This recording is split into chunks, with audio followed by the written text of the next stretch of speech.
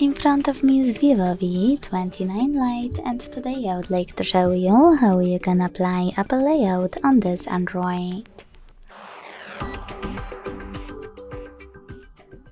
All you need to do is download free app called LauncherOS from Launcher Studio, and when it's ready, go into Settings.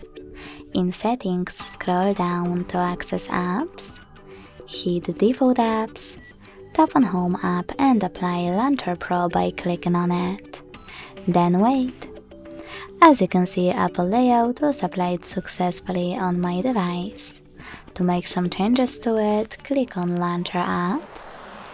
And to go back to your standard launcher, go back to the same settings and hit System Home screen. Thanks so much for watching. If you enjoyed this video, leave a like, comment and subscribe. Bye!